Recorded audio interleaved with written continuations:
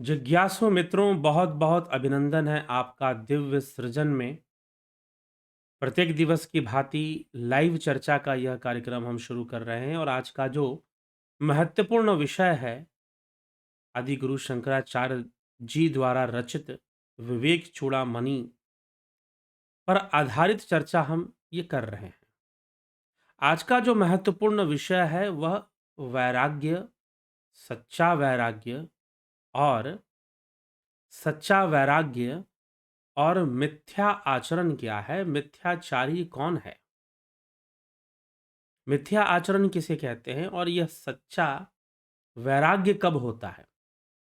इस वैराग्य शब्द को लेकर बहुत सारी भ्रांतियां हैं। लोग समझते हैं वैरागी बनने का मतलब क्या है? नारी मुई घर संपत्ति नासी, मूंड मुंडाए भय सन्यासी। क्या वैरागी बनने का यही मतलब है कि भाई घर बार छोड़ दिए और वन में चले गए या किसी आश्रम में जाकर बैठ गए या फिर तपस्या करने निकल गए? कई बार जो वैराग्य होता है वो बहुत क्षणिक होता है, शमशानी वैराग्य होता है। शमशान घाट में चले जाओ तो वैराग्य उत्पन्न हो जाता है, शमशान से बाहर निकलते ही माया हावी हो जाती है, वैराग्य खत्म हो जाता है। तो वैराग्य, अनेकों प्रकार के वैराग्यों की चर्चा लोग कर देते हैं और अनेकों प्रकार से लोग अपने आप को वैरागी दिखाने में भी लगे रहते हैं। अब वैराग्य, अब एक बात यहां पर आप सोचिएगा कि यह दो विषय हमने एक साथ क्यों लिए, मिथ्या आचरण और वैराग्य। मिथ्या आचरण का मतलब है ढोंग। सीधी सी बात है, एक शब्द में हम कहें कि मिथ्या आचरण का अर्थ क्या है? ढोंग, स्वांग, जिसको कहना सही रहेगा। ठीक। तो मिथ्या आचरण उसे कहा जाएगा। और वैराग्य क्या है? वैराग्य में मिथ्या आचरण होता है क्या? जी हां। वैराग्य में मिथ्या आचरण की संभावनाएं हैं, बहुत अधिक संभावनाएं हैं। वैराग्य एक पक्षी है जिसके दो पंख हैं। आदि गुरु शंकराचार्य यहां पर कहते हैं वैराग्य रूपी पक्षी के दो पंख हैं। अगर दोनों पंख नहीं रहेंगे सही सलामत तो वो पक्षी उड़ नहीं पाएगा, अर्थात वैराग्य फलित नहीं होगा, पुष्पित नहीं होगा, वैराग्य आगे नहीं बढ़ेगा अगर उसके दोनों पंख सही नहीं होंगे तो। एक पंख में वो होगा और दूसरे पंख से नहीं होगा तो फिर निश्चय ही पतन होगा। वैराग्य का बने रहना या वैराग्य का टिकना मुश्किल है। सीधा सा हम शब्द के अर्थ पर आते हैं। वैराग्य शब्द का अर्थ क्या है? क्या वैराग्य शब्द का अर्थ है घर परिवार छोड़ दो, जाके जंगल में बैठ जाओ? क्या वैराग्य शब्द का अर्थ है कि जाके आश्रम में बैठ जाओ? क्या वैराग्य शब्द का अर्थ है पहाड़ों पे चले जाओ, कंदराओ गुफाओं में घर पर? वही बात है, नारी मोई घर संपत्ति नासी, मूंड मुड़ाए भय सन्यासी। नारी भी मर गई, घर संपत्ति का भी नाश हो गया, अब चलो भैया मूंड मूंड मुड़ाकर अपना सन्यासी बन लेते हैं, बाबा बन लेते हैं। कुछ इस तरह की बात हो जाती है, वैरागी बन जाते हैं लोग, ये कहना शुरू कर देंगे। तो वैराग्य है क्या? अगर ऐसे ही बात है तो मुझे एक बात बताइए, राजा जनक, विदेही जनक, क्या वैरागी नहीं थे? क्या श्री कृष्ण द्वारकाधीश भगवान श्री कृष्ण, क्या वह वैरागी नहीं थे? क्या जनक वैरागी नहीं थे? वो तो विदेही कहलाए, तो भला उनके अंदर वैराग्य क्यों ना होगा? क्या घर में रहते हुए और कई साधु संत ऐसे सिद्ध पुरुष, कलयुग में हम बात करें, ऐसे एक सिद्ध पुरुष हुए श्री श्यामाचरण लाहिड़ी महाशय। कभी इस चैनल पर उनकी पूरी जीवन गाथा को लेकर आएंगे। उनकी 3 बेटियां और 2 सुपुत्र थे, तो क्या वह वैरागी नहीं थे? प्रश्न ये उठता है। क्या वह वैरागी नहीं थे? तो वैरागी होने का मतलब क्या है? वैरागी होने का मतलब, क्या नग्न हो जाना वैरागी है? युग वाशिष्ठ के अंदर कथा आती है देवी चुड़ाला की, रानी चुड़ाला, उनकी कथा आती है कि वो बहुत वैराग्यवान थी और घर गृहस्थी में रहते हुए सत्संग में रहती थी। उनका विवेक जागृत था, ध्यान मग्न रहती थी, अपनी ध्यान उपासना निधिध्यासन में लगी रहती थी और निधिध्यासन करते करते अपने चित्त को एकाग्र किए हुए उनके अंदर कई यौगिक शक्तियों का, सिद्धियों का विकास हो चुका था। अपने राजा को, अपने पति जो कि राज्य के राजा थे, वो महारानी थी और वो पति राजा थे, अपने राजा को वो समझाती रहती थी कि आप भी राज्य काज में कई बार बहुत परेशान हो जाते हैं, तनाव से ग्रस्त हो जाते हैं, आप अभी ध्यान योग वगैरह किया करो, सत्संग थोड़ा किया करो, शांत रहेगा मन।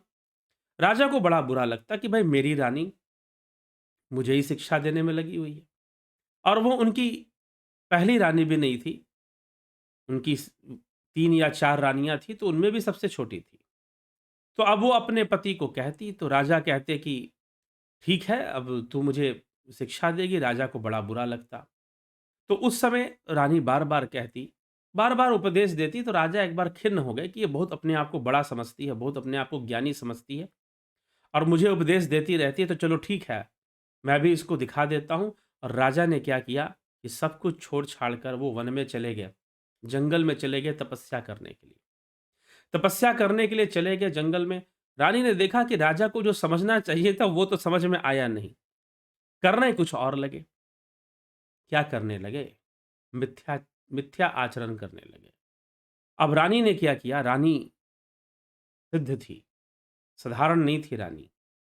रानी चुड़ाला ने अपना वेश बदला और एक संत के रूप में राजा के पास पहुंच गई और राजा के पास पहुंचकर कहा कि ये क्या कर रहे हो? राजा ने कहा दिखता नहीं, तपस्या कर रहा हूं। अच्छा। तो संत ने, जो रानी ही थी, उसने कहा कि ढोंग कर रहे हो तुम सारा, ढोंग है तुम्हारा, कुछ भी नहीं है, बकवास है। राजा ने कहा कि ढोंग है? अरे मैं राजा हूं, मैंने सब कुछ, अपनी रानियां त्याग दी, अपने दास दासी सारे, राजा का वैभव सुख मान सम्मान सब त्याग कर मैं आया हूं। तो फिर संत ने कहा कि नहीं, तुम ढोंग कर रहे हो, तुम ढोंगी हो, तुम झूठ बोल रहे हो, तुमने कुछ नहीं किया, कुछ नहीं त्यागा तुमने अभी तक। राजा को गुस्सा आया, अरे भाई अब है ही क्या मेरे पास, ये शरीर पे वस्त्र है और तो कुछ है नहीं। अगर तुम कहते हो कि ये त्यागना, ये भी त्याग देता हूं, कपड़े वपड़े उतार कर नग्न हो गया पूरा। संत ने कहा कि अभी भी कुछ नहीं त्यागा तुमने, तुम्हारा सब ढोंग है और तुम कुछ नहीं त्यागा तुमने, बकवास है सब। और क्रोध आया राजा को, कहा कि अरे अब तो बस ये शरीर बचा है, अब इसको भी त्याग दूं, कूद जाता हूं पहाड़ी से। अब राजा बेचारा खिन्न, फ्रस्ट्रेशन में जैसे आदमी होता है वैसी उसकी स्थिति, और फ्रस्ट्रेटेड अवस्था में उसने कहा कि मैं कूद जाता हूं। वो कूदने लगा। अब जैसे ही कूदने लगा, तो संत ने उसके हाथ पकड़ लिए, जो कि रानी ही वेश बदल कर आई थी, और हाथ पकड़ लिए और कहा कि नहीं राजन, ऐसा कुछ भी करने की जरूरत नहीं है। तुमने कुछ नहीं त्यागा, क्योंकि तुमने अपने साथ मैं को रखा कि मेरी रानियां, मेरे दास दासियां, मेरा राज्य, मैंने उनको त्याग दिया। तुम्हारा तो कुछ था ही नहीं, तुमने उनको त्याग दिया, लेकिन तुमने सत्य में अपने मानस से उसको नहीं त्यागा है। इसीलिए मैंने कहा कि तुम ढोंग कर रहे हो। अगर कुछ त्यागना है, तो ना कपड़े उतारने की जरूरत है, ना पहाड़ी से कूदने की जरूरत है। बस इस हर वस्तु के साथ मेरी रानियां, मेरा राज्य, मेरे दास दासियां, या जो मेरा मेरा लगा रखा है ना, इस मैं और मेरा को त्याग दो। जब यह त्याज्य हो जाएगा, जब इसका त्याग हो जाएगा, तो सच्चा वैराग्य अपने आप आ जाएगा। फिर मिथ्या आचरण फिर नहीं रहेगा। और जब तक इसका त्याग नहीं होगा, मानस से त्याग नहीं होगा, तब तक मिथ्या आचरण होगा। और रही बात वैराग्य, तो ध्यान योग से सिद्ध होता है। जब मन पूर्णतः चित्त जो है निरंतर आत्मा के चिंतन में ही लगा रहेगा, आत्मा में ही स्थित रहेगा, तो स्वाभाविक रूप से बाहर कहीं दूसरे विषयों में जाएगा नहीं, तो सच्चा वैराग्य वहां से जाकर स्थापित हो जाएगा। तो वैराग्य भी कोई जबरदस्ती लाने की चीज नहीं है। ध्यान युग करते हुए ही वैराग्य की सिद्धि होती है। ठीक है। इसीलिए मिथ्या आचरण, भगवान कृष्ण श्रीमद् भगवद गीता में अर्जुन से मिथ्या आचरण की चर्चा करते हैं कि मिथ्याचारी मत बनो। अब ये मिथ्या आचरण की चर्चा हुई क्यों गीता के अंदर? तो ये जब हम सही से गीता पढ़ते हैं, अर्जुन क्या क्या क्वेश्चन पुट कर रहा है, क्या क्या क्वेश्चन कर रहा है, क्या क्या सवाल कर रहा है, क्या क्या उत्तर मिल रहा है उसे, तो उसी के प्रश्न है। अर्जुन कहता मैं ब्रह्मचारी बन जाऊंगा, ब्रह्मचारी बन जाऊंगा। श्री कृष्ण भगवान कहते हैं यह तेरा स्वधर्म नहीं है, यह तो परधर्म हो जाएगा, क्योंकि तू क्षत्रिय है और इस समय तेरे सामने धर्म युद्ध खड़ा है। अगर तू ब्रह्मचारी बन जाएगा, तो यह तेरा मिथ्या आचरण होगा और तू मिथ्याचारी कहलाएगा, क्योंकि यह तेरा स्वभाव नहीं है। तेरा स्वभाव तो योद्धाओं वाला है। तेरा स्वभाव और तेरा स्वधर्म क्षत्रिय है।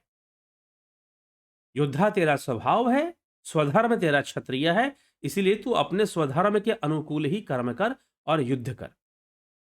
अगर तू ये कहता है कि तू ब्रह्मचारी बन जाएगा तो वह तेरा मिथ्या आचरण होगा, क्योंकि ब्रह्मचारी तो तू इसलिए बनना चाहता है क्योंकि तुझे इस समय ये लगता है कि भाई युद्ध करने में बहुत हानि है और इससे बचने के लिए तू ब्रह्मचारी बनना चाहता है। अर्जुन कहता है कि मैं भिक्षा मांगकर सारा जीवन जी लूंगा, लेकिन इस तरह से अपने परिजनों को युद्ध में नहीं झोंकूंगा।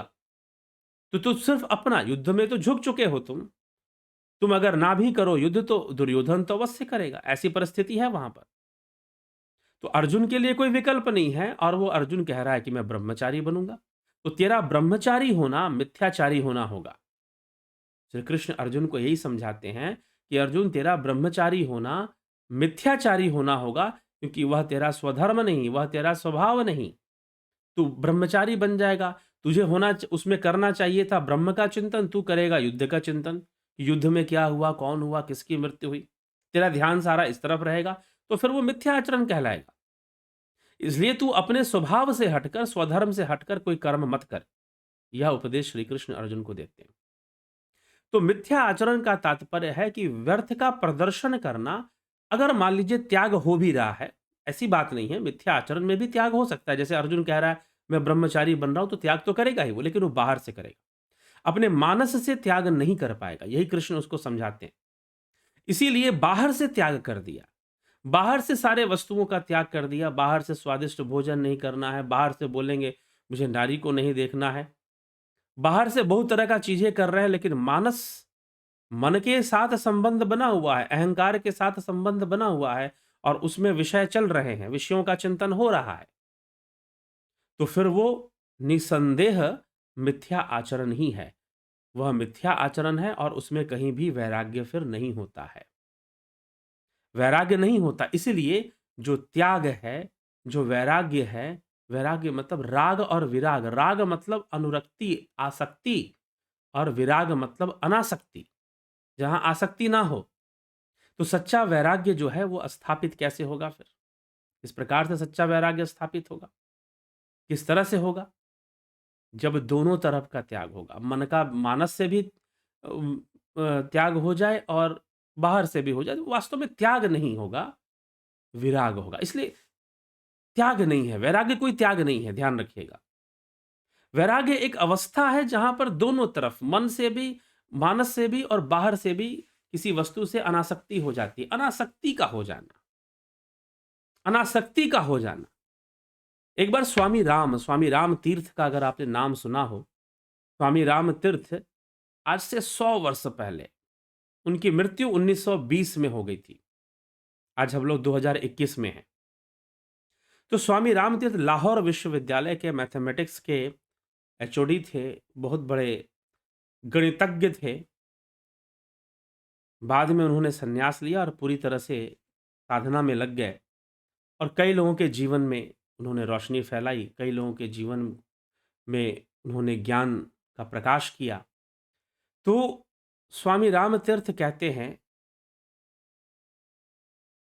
वो अपने जीवन की एक घटना बताते हैं। क्या घटना बताते हैं? कि उनको सेब बड़े पसंद थे, मीठे मीठे सेब देखते ही उनके मुंह में पानी आ जाते थे। अब वो क्या करते कि उन्होंने एक निश्चय कर लिया कि अब वो सेब को देखेंगे ही नहीं। तो उन्होंने सेब को देखना बंद कर दिया। अब कहीं पर किसी के घर पे गए तो फलाने, अब वहां पर गए थे तो उन्होंने उनका सत्कार किया, उनको जलपान दिया, नाश्ता कराया, नाश्ते में सेब दे दिया। अब सेब दे दिया तो आंखें ऐसे, इधर घुमा ली आंखें, तो इधर देख रहे हैं, भाई सेब को तो देखना नहीं है, ये संकल्प लेके बैठा हुआ है, सेब को तो देखना ही नहीं। अब बड़ी मुसीबत। अब लोगों को उनका यह व्यवहार बड़ा आश्चर्यचकित करने वाला लगे, बड़ा विचित्र लगे, ये कैसा आदमी है भाई, सेब को देखता ही नहीं है। तो क्या यह वैराग्य है? फिर अचानक एक दिन स्वामी राम तीर्थ ने चिंतन करते हुए अपने आप से बातें करना शुरू किया। पूछा कि ये कब तक चलेगा, मैं सेब को नहीं देखूंगा? अब जहां जाऊंगा वहां सेब तो मिल ही जाएगा। सेब बड़ा ही सामान्य सा फल है जो लगभग 12 महीना फल के बाजारों में मिलता है। हाँ, सस्ता होना, महंगा होना, रेट अप डाउन उसका होता रहे, वो एक अलग बात है, लेकिन मिल जाता है। अब ऐसा फल है, अब वो कैसे बचा जाए उससे देखने से? फिर उनको लगा, वेदांत दर्शन का अध्ययन करते हुए उनको मन में एक प्रश्न उठा कि नहीं देखना, यह भी तो आसक्ति है। यहां वैराग्य नहीं है, मैं स्त्री को नहीं देखूंगा, इसमें कोई वैराग्य नहीं है। क्योंकि राग का संबंध ना स्त्री से है, ना पुरुष से है, ना सेव से है, ना भोजन के स्वाद से है। राग का संबंध इन सब चीजों से नहीं है। राग तो एक प्रवाह है। जब उस प्रवाह को रोक दोगे तो विराग हो जाएगा, और वो कहीं बाहर नहीं, भीतर से रोकना पड़ेगा। अब स्वामी राम तीर्थ कहते हैं कि मुझे सेब से बार बार मुंह फेरना पड़ता है। क्यों फेरना पड़ता है? क्योंकि अंदर से वैराग्य अभी नहीं आया है सेब के प्रति। अंदर से वैराग्य नहीं आया, इसलिए मुंह फेरना पड़ता है। जब भीतर से वैराग्य हो जाएगा तो सेब अगर सामने दिखाई भी दे तो कोई फर्क पड़ने वाला नहीं है। यह है सच्चा वैराग्य।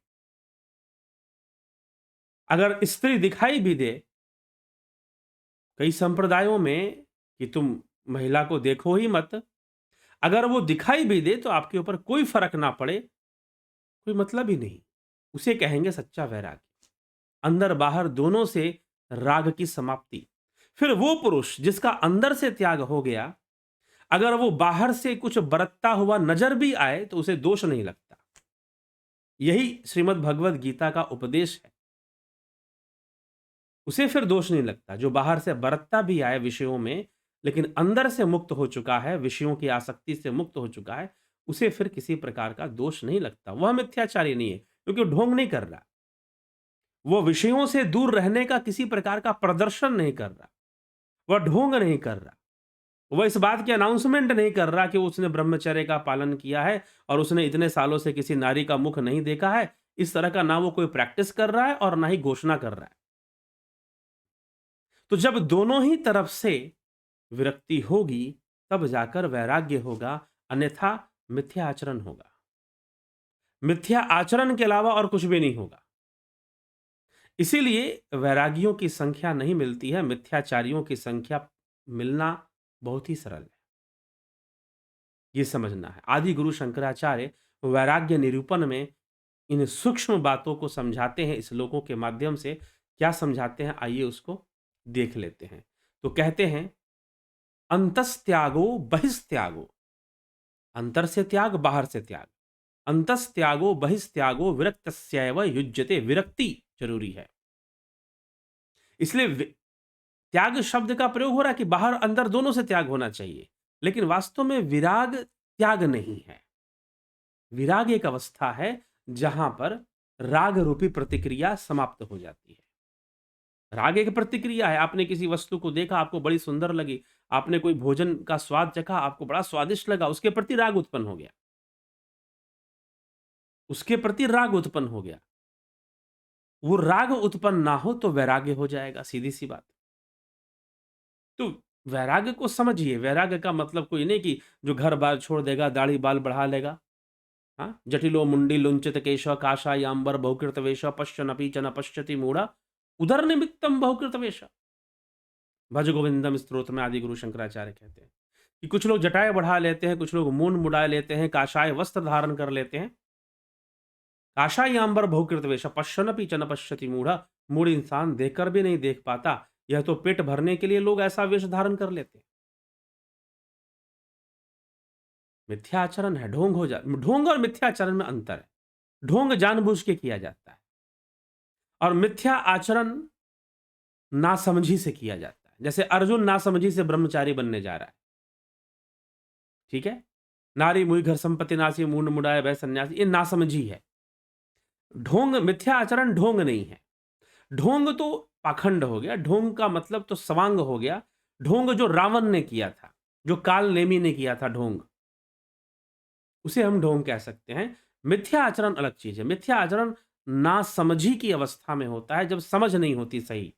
तो अर्जुन के पास ऐसी वैराग्य की समझ की कमी है, इसीलिए बोल रहा है कि मैं ब्रह्मचारी बन जाऊंगा। तो श्री कृष्ण भगवान समझाते हैं, यह तेरा मिथ्या आचरण होगा, इस मिथ्या आचरण से अपनी रक्षा कर। ठीक है, तो ये वहां पर समझाया जाता है। तो मिथ्या आचरण और वैराग्य, वैराग्य जब अंतस्त्यागो बहिस्त्यागो, दोनों तरफ से, अंतस्त्यागो बहिस्त्यागो विरक्तस्यैव युज्यते, त्यज्यत्यंत त्यंतर बहिं संगम विरक्तस्तु मुमुक्षया। विरक्त पुरुष का ही आंतरिक और बाह्य दोनों प्रकार का त्याग करना जरूरी है। सीधा कह रहे हैं, ठीक है। वही मोक्ष की इच्छा से आंतरिक और बाह्य संग को त्याग सकता है और त्याग देता है। ठीक। बहिस्तु विषय संग तथांतर हमादि भी विरक्त एव शक्नोति त्यक्तुम ब्रह्मणि निश्चितः। इंद्रियों का विषयों के साथ बाह्य संग, अहंकार आदि के साथ आंतरिक संग होता है। ध्यान से सुनिएगा इस लाइन को। बहिस्तु विषय संग तथांतर हमादि भी, अर्थात इंद्रियों का विषयों के साथ बाह्य संग होता है और इन्हीं इंद्रियों का अहंकार, चित्त, मन, बुद्धि आदि अंतःकरण से आंतरिक संग भी होता है। तो इन दोनों में बाहर विषय स्थूल रूप में है, इंद्रिय अनुभूति रूप में है, और अंदर विषय भाव के रूप में है, विचार के रूप में है। तो इंद्रियों का इन दोनों तरफ संबंध रहता है, संग रहता है। इन दोनों का ब्रह्मनिष्ठ विरक्त पुरुष ही त्याग करता है। इन दोनों का त्याग करना पड़ेगा। मतलब जिस वस्तु का आप त्याग कर रहे हैं, मात्र बाहर से नहीं, मानस से भी उसका त्याग होगा, तब वैराग्य रूपी पंछी जो है उड़ेगा। यही आदि गुरु शंकराचार्य कहते हैं, वैराग्य बोधो पुरुषस्य पक्षीवत पक्षौ विजानिहि विचक्षण त्वम विमुक्ति सौधाग्रतलाधिरोहणम ताभ्याम विना नान्यतरेण सिद्ध्यति। हे विद्वन, वैराग्य और बोध इन दोनों को पक्षी के दोनों पंखों के समान जिज्ञासु को, मुमुक्षु को देखना चाहिए। इन दोनों में से किसी भी एक के बिना केवल एक ही पंख के द्वारा कोई मुक्ति रूप महल की अटारी पर नहीं चढ़ सकता। मुक्ति की प्राप्ति उसे नहीं होने वाली।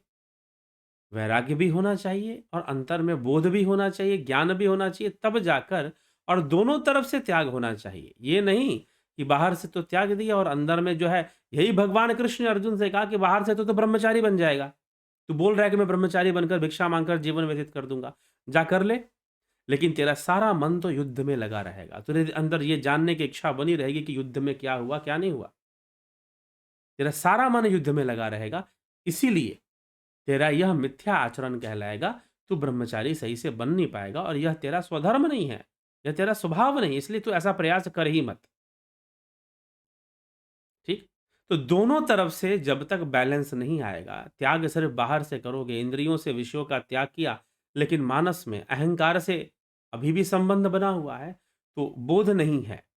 वैराग्य और बोध जब तक नहीं है, तब तक पंछी, वैराग्य रूपी जो पंछी है, मुक्ति का जो यात्रा करने वाली जो पक्षी है, यह जीव रूपी पक्षी जो मुक्ति की यात्रा कर रही, योगी का जीव रूपी पक्षी जो मुक्ति की यात्रा कर रही है, वह वहां तक अपनी यात्रा को पूर्ण ही नहीं कर पाएगा, क्योंकि एक पंख तो है ही नहीं उसके पास, एक ही पंख है।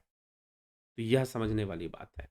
अत्यंत वैराग्यवतः समाधि समाहितस्यैव दृढ़ प्रबोध प्रभुतत्वस्य ही बंध मुक्ति मुक्तिर मुक्तात्मनो नित्य सुखानुभूति।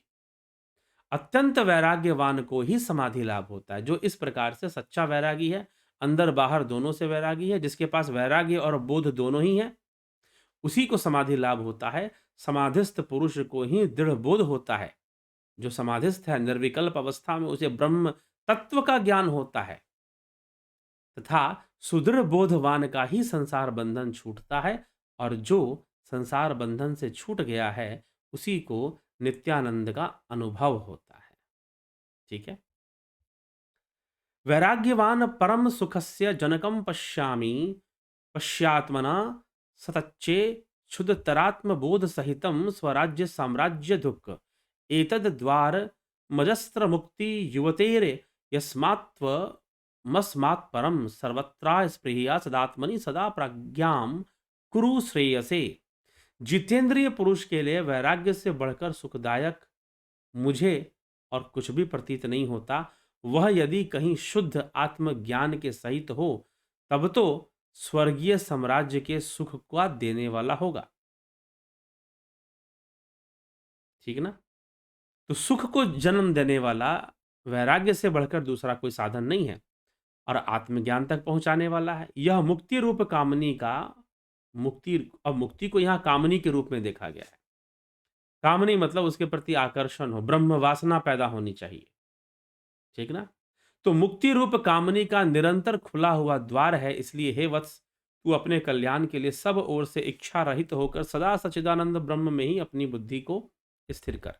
तू बाहर से भी और अंतर से भी वैराग्यवान बन। बाहर से मात्र देखने में तो वैरागी रह, तू भोजन नहीं करेगा स्वादिष्ट, तू स्त्री संग नहीं करेगा, तू किसी प्रकार का भोग या रस गंध रूप इन सब से अपनी दूरी बनाकर रखेगा। बाहर से तो रख रहा है, क्या भीतर से भी रख रहा है?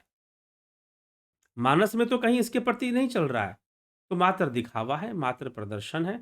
ऐसे वैराग्य से कोई लाभ नहीं है, ठीक है? ऐसे वैरागी, देखिए इसीलिए मैंने पिछले भी व्याख्यान में कहा, वास्तव में यह जो अध्यात्म का मार्ग है, ब्रह्म ज्ञान का मार्ग है, ध्यान योग का मार्ग है, यह अपने आप से ईमानदारी का मार्ग है। आप किसी को धोखा नहीं देंगे इस मार्ग में, स्वयं को धोखा देंगे बस, ठीक है?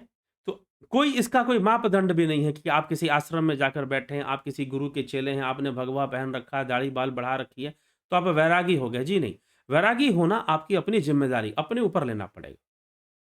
स्वाभाविक इच्छा जब तक मुक्ति की नहीं पैदा होगी, परमात्म प्राप्ति की स्वाभाविक इच्छा नहीं होती है और इसकी स्वाभाविक ज़रूरत जब तक प्रमाणित नहीं होती कि आवश्यकता है निश्चय रूप से, लेकिन हम नहीं समझ पाते हैं। दबाव में हम कोई काम करते हैं या फिर बहकावे में, तो सही वस्तु तक हम पहुँच नहीं पाते हैं, ये समस्या हो जाती है। तो यह मुक्ति रूप कामनी का निरंतर खुला हुआ द्वार है, इसलिए हे वत्स, तू अपने कल्याण के लिए सब ओर से इच्छा रहित होकर सच्चिदानंद ब्रह्म में ही अपनी बुद्धि स्थिर कर। ऐसा उपदेश दिया उन्होंने। आशाम छिंदी विशोपमेषु विशेष्य वेश्यैव मृत्युः श्रुति स्तेयत्वा जाति कुल आश्रम एष्व भीमतिम मुंचाति दुरातिक्रिया देहा दावसति त्यज्यात्मधीषणाम प्रज्ञाम कुरुष्वात्मनि त्वं द्रष्टास्य मलो असि निर्द्वय परम ब्रह्मासि यद्वस्तुतः। अर्थात विष के समान विषम विषयों की आशा को छोड़ दो, क्योंकि यह मृत्यु का मार्ग है तथा जाति कुल और आश्रम आदि का अभिमान छोड़कर दूर ही, मतलब तुम किस जाति के हो, कुल के हो, आश्रम के हो, ठीक है ना? कौन से आश्रम में हो आप, तुम सन्यासी हो, गृहस्थ हो, ब्रह्मचारी, कौन से आश्रम में हो, या फिर तुम किसी बहुत बड़े संस्था या उसके प्रचारक हो, कुछ भी हो तुम, इन सभी उपाधियों का, इन सभी अवस्थाओं का त्याग करो, अपने मानस से त्याग करो, बाहर से नहीं, मानस से त्याग करो और कर्मों को नमस्कार कर दो, दूर से ही कर्मों को नमस्कार कर दो। देह आदि असत पदार्थों में आत्मबुद्धि को छोड़ो, देह आदि में जो आत्मबुद्धि बनी हुई है उसको छोड़ो और आत्मा में अहम बुद्धि को करो, क्योंकि तुम तो वास्तव में इन सबके दृष्टा और मल तथा द्वैत से रहित जो परब्रह्म है वही तुम हो, जो परब्रह्म है वही तुम हो, ठीक है? तो इस प्रकार से समझते हुए तुम वैराग्य को प्राप्त हो जाओ, सच्चे वैराग्य को प्राप्त हो जाओ। मात्र बाहर से जो दिखने में वैराग्य दिख रहा है और अंदर से वैराग्य नहीं संभल पा रहा है, तो फिर व्यर्थ है, ठीक है?